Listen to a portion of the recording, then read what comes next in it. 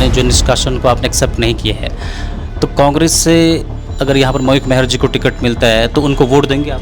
परसों राहुल गांधी जी की रैली थी, क्या राहुल गांधी जी से बड़े हैं विधायक जी? राहुल गांधी जी की रैली को उन्होंने बायकॉट किया। अगर वो चाहते तो उन बातों का जवाब दे सकते थे और इतनी अफरा तफरी उस बैठक में नहीं होती। तो इस वक्त हमारे साथ अभी कांग्रेस से जो अभी निष्कासित हैं 3 के 3 नेता हमारे बीच मौजूद हैं। सबसे पहले हमारे बीच महेंद्र सिंह लुंठी जी हैं, जो कि यहाँ पर कांग्रेस के जिलाध्यक्ष भी रह चुके हैं और पूर्व में ये जो है दर्जा राज्य मंत्री भी रह चुके हैं। सर, ये जो कुछ हुआ है, एक तो आरोप आप पर ये है कि आप लोगों ने कार्यक्रम में व्यवधान किया और अनुशासनहीनता का आरोप लगा, एक सवाल ये, और दूसरा जो एक्शन हुआ है, इन दोनों पे क्या कुछ कहेंगे? देखो, सबसे बड़ी बात तो ये है कि कांग्रेस पार्टी में ऐसे कहाँ से मानक आ गए कि एक ही मंच में एक व्यक्ति के खिलाफत कार्रवाई हो और दूसरे व्यक्ति के खिलाफत कार्रवाई नहीं हो। विधायक जी भी उसी मंच में खड़े थे। अगर उन्होंने अराजकता नहीं फैलाई तो मैंने भी नहीं फैलाई, और मैंने फैलाई तो उन्होंने भी फैलाई, क्योंकि मंच से वो भी उठ के गए। मैं प्रदेश कांग्रेस कमेटी से ये कहना चाहता हूँ कि आपने जो न्याय किया है वो गलत किया है। आपने हमको स्पष्टीकरण मांगा था, हमने आपको जवाब दिया, लेकिन आपने एक तरफा कार्रवाई की। इसको लेके हम जो हमारे उत्तराखंड के प्रभारी हैं कुमारी शैलजा, उनसे मिलेंगे। उसके बाद हम आगे की कार्रवाई करेंगे। और हमारा जो निष्कासन का निर्णय है वो ना हमारा अनुशासन समिति के अध्यक्ष के पास गया, हमारे जो अनुशासन समिति के अध्यक्ष हैं नवप्रभा जी, उनके पास भी नहीं गया है। फिर भी हमारे पास हमारे खिलाफ कार्रवाई की गई है और एक तरफा कार्रवाई की गई है। ये षड्यंत्र है, इस षड्यंत्र को जल्दी हम उजागर करेंगे। इसलिए हम अपने को निष्कासन नहीं मानते, हमारी ये लड़ाई जारी रहेगी। देखो, हम राज्य आंदोलनकारी रहे हैं, पहले भी हमने लड़ाई लड़ी है, छात्र संघ के अध्यक्ष रहे हैं, पहले भी हम जनता के बीच रहे हैं, और बार बार हम इस शहर की समस्याओं के लिए, इस जनपद की समस्याओं के लिए लड़ते आ रहे हैं और आगे भी लड़ेंगे। और इस चैलेंज को हम राष्ट्रीय स्तर पर जाएंगे, तभी हम स्वीकारेंगे कि शायद हमारे खिलाफत कार्रवाई होगी। अगर हमारे खिलाफत कार्रवाई होगी तो दूसरे पक्ष के खिलाफत भी कार्रवाई होगी, तब हम मानेंगे कि हमारे साथ न्याय हुआ है। ठीक है, तो जैसे उस दिन आपने दावेदारी भी आपकी तरफ से की गई थी पार्टी में, तो अगर जैसे आपने कहा कि हाईकमान के पास आप जाएंगे, आपका निष्कासन बरकरार अगर होता है तो उसके बाद भी चुनावी मैदान पाएंगे आप? देखो, वैसे तो हमारा निष्कासन बरकरार नहीं रहेगा, और पार्टी में हर हमेशा हमने संघर्ष किया है, और चुनाव भी लड़ने का, अभी प्रदेश अध्यक्ष जी आए थे, हमने कहा भाई पार्टी में विधायक जी बार बार कह रहे हैं कि मैं पार्टी में नहीं हूँ, मैं चुनाव नहीं लड़ता हूँ, तो हमने दावा किया था, और दावा किया है तो आने वाले समय में इसका अच्छा रिजल्ट होगा और लोगों के बीच जाएंगे और लोग जैसा हमको आदेश करेंगे वैसा काम करेंगे। अच्छा, आपने ये कहा कि अभी आपने जो निष्कासन को आपने एक्सेप्ट नहीं किया है, तो कांग्रेस से अगर यहाँ पर मयूख मेहर जी को टिकट मिलता है तो उनको वोट देंगे आप? दो चीज़ें हैं, पार्टी ने अभी ऐसा कोई निर्णय नहीं लिया है, पार्टी जो निर्णय लेगी उसके बाद जवाब देंगे।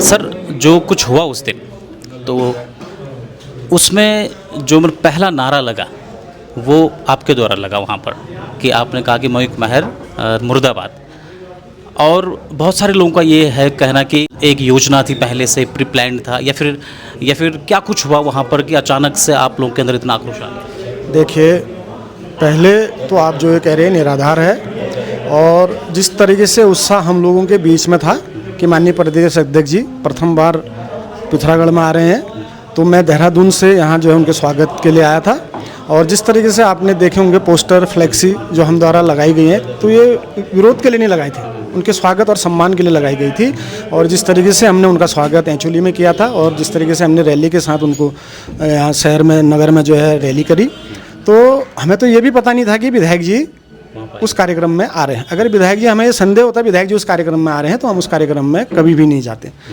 क्यों नहीं जाते? जिस व्यक्ति ने कांग्रेस के झंडे डंडे को जलाने का काम किया, मैं कांग्रेसी नहीं हूँ, कांग्रेस के विरुद्ध जाके काम किया, अपना निर्दलीय प्रत्याशी उन्होंने लड़ाया, वो आज की बात नहीं है। 2019 में भी अगर आपको संज्ञान हो, जगत सिंह खाती जी के साथ भी ये किया गया।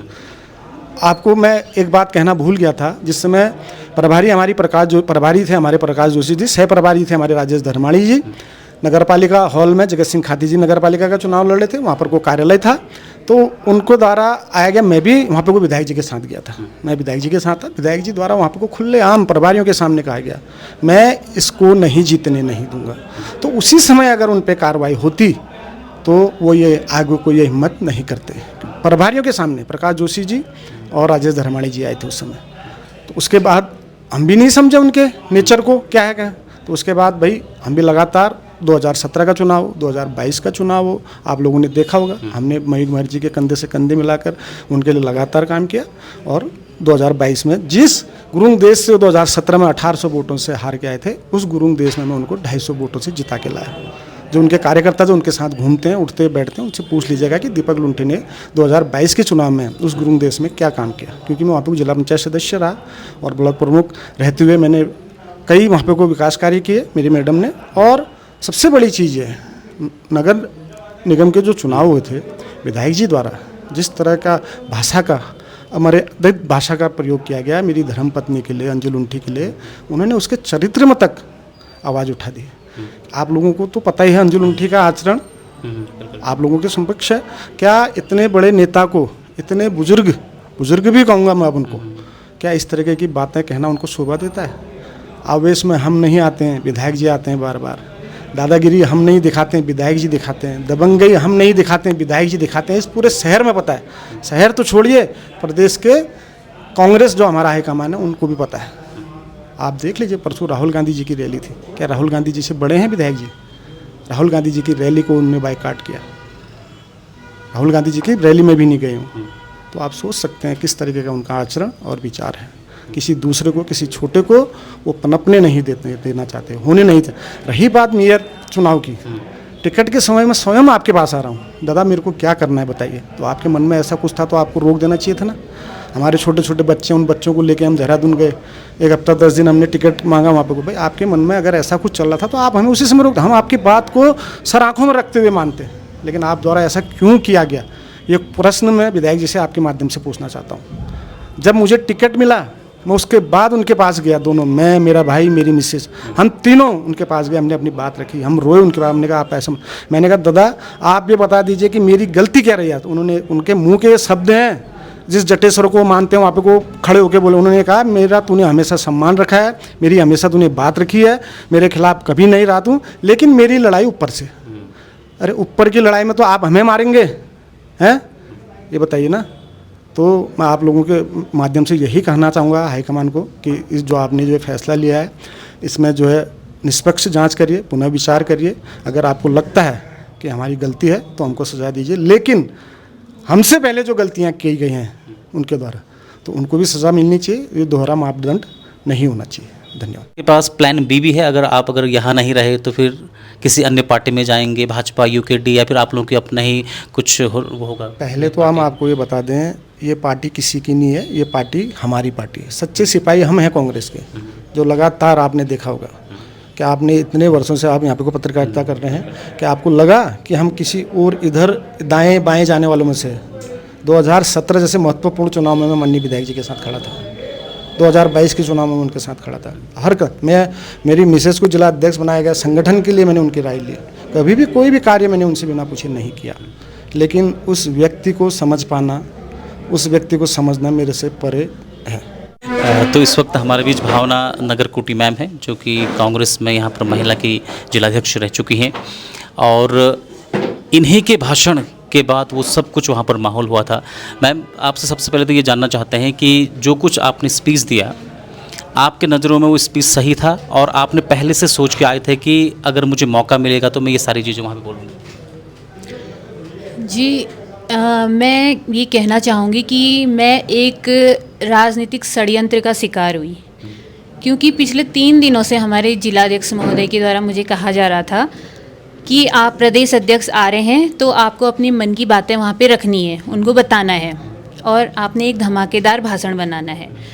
और उसके बाद मुझसे छोटी इकाई भी जब वहाँ पर उपस्थित थी, NSUI थी, यूथ के लोग थे और मेरी महिला कार्यकारिणी के पदाधिकारी थे, उनमें से किसी को ना बुलाकर सबसे पहले उन्होंने मुझे बुलाया। और 1 घंटे पहले भी उनके द्वारा मुझसे कहा गया था कि आपने अपने मन की व्यथा को रखना है। तो मैं चाहती भी थी क्योंकि अपनी मन की व्यथा को रखूं, और क्योंकि वो बंद एक हॉल में रखी गई कार्यकर्ताओं की संगठन की मीटिंग थी, वो कोई जनसभा नहीं थी, वहाँ पर सिर्फ कार्यकर्ता मौजूद थे। तो मुझे लगा इससे अच्छा प्लेटफॉर्म अपनी बात को प्रदेश अध्यक्ष महोदय के सामने रखने का और कोई नहीं हो सकता। तो अगर हम कार्यकर्ताओं के सामने भी अपनी बात को नहीं रख सकते, तो आप बताइए कि वो प्लेटफॉर्म है कौन सा जहाँ पर हम अपनी बातों को रखें। क्योंकि हम कई बार अपनी बातों को हाईकमान से कह चुके थे, उसके बाद भी बागी विधायक मयूख मेहर जी को वहाँ पर लाया गया, वो भी हमें कहीं से दूर दूर तक पता नहीं था कि इस कार्यक्रम में विधायक जी आने वाले हैं। तो जैसे ही ये गुट बना था निकाय चुनाव में, उसके बाद पहली बार मंच साझा हुआ था उनके साथ। तो जब उनके साथ आमना सामना हुआ तो मैं कहना भी चाहती थी इन बातों को, और वहाँ पर वो भी मौजूद थे। तो मैंने शालीनतापूर्वक शांतिपूर्ण ढंग से अपनी बातों को रखा। अगर वो चाहते तो उन बातों का जवाब दे सकते थे और इतनी अफरा तफरी उस बैठक में नहीं होती। जैसा कि उस बैठक से विधायक जी उठकर गए, तो प्रदेश अध्यक्ष महोदय की बैठक से उठकर जाना कौन सा अनुशासन है? ये भी अनुशासनहीनता की श्रेणी में आता है।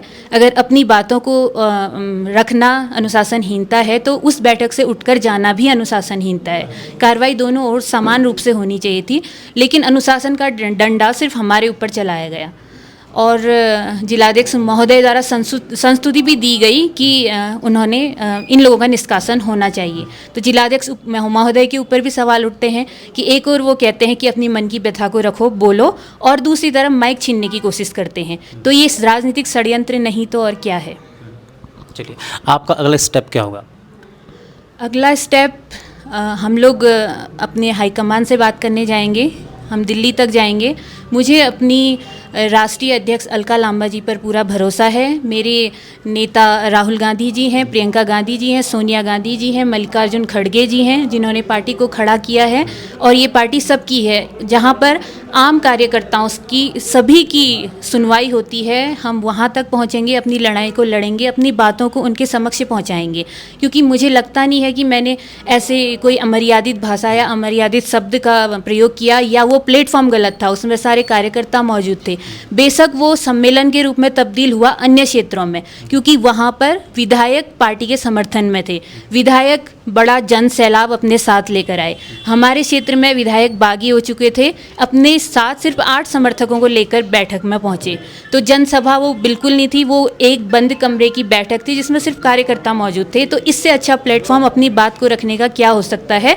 और इस बखेड़े के बाद ही वो बैठक का वीडियो लीक हुआ है, मीडिया तक गया है। उससे पहले वो बैठक सिर्फ बंद कमरे में हो रही थी, इसकी जानकारी किसी को नहीं थी, और मुझे लगता है ये प्लेटफॉर्म सही था।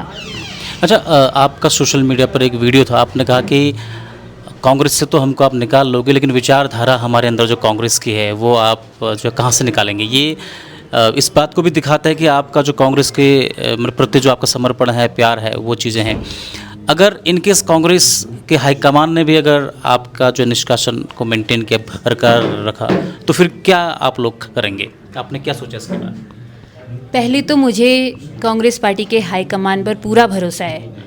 जिस तरह से मैं कांग्रेस पार्टी के लिए निष्ठापूर्वक कार्य करती आ रही हूँ, मेरे कार्यों के परिणाम स्वरूप ही मुझे जिलाध्यक्ष पद तक पहुँचाया गया है। मैं ज़मीनी स्तर की कार्यकर्ता हूँ। मैं ब्लॉक अध्यक्ष से उठकर जिला महामंत्री, उसके बाद जिलाध्यक्ष तक पहुंची और जनप्रतिनिधि रही हूं। जनता को डील करना मुझे अच्छे से आता है। मैं प्रधान और सभासद ऐसे छोटे छोटे पदों से लेकर स्टेप बाय स्टेप आगे बढ़ी हूं।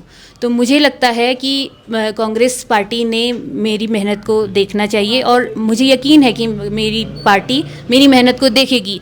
कुछ राजनीतिक षड्यंत्र के तहत मुझे निष्कासन दिया गया है, लेकिन मुझे ये स्वीकार भी नहीं है, और मैं अपने हाईकमान पर पूरा भरोसा रखती हूँ। मैं वहाँ अपनी बात रखूँगी और वहाँ पर सुनवाई ज़रूर होगी। मैं जल्द ही पार्टी में अपनी वापसी करूँगी और कांग्रेस पार्टी की विचारधारा को आगे बढ़ाने के लिए काम करूँगी, क्योंकि कांग्रेस मेरी खून में है।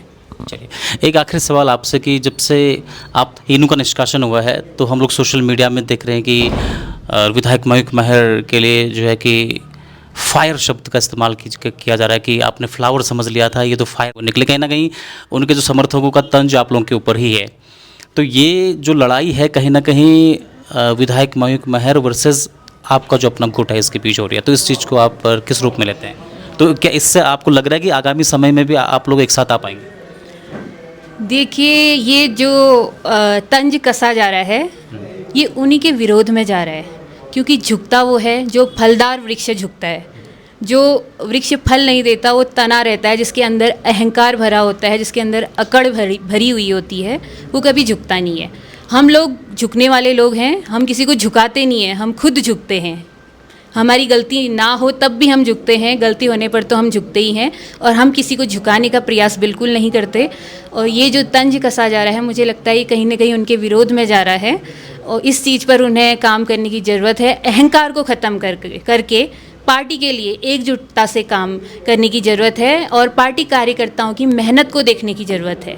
जिस तरह से उन्होंने निर्दलीय उम्मीदवार खड़ा किया निकाय चुनाव में, अगर उन्होंने पार्टी कार्यकर्ताओं की मेहनत को देखा होता तो ये कहानी आज इस तरह से उभर कर सामने ना आती। चलिए, बहुत बहुत शुक्रिया, थैंक यू। खबरों में बने रहने के लिए न्यूज़ पीटीएस टीवी को सब्सक्राइब करें और बेल आइकन दबाएं, और साथ ही फेसबुक पर न्यूज़ पीटीएस टीवी पेज को लाइक या फॉलो करें।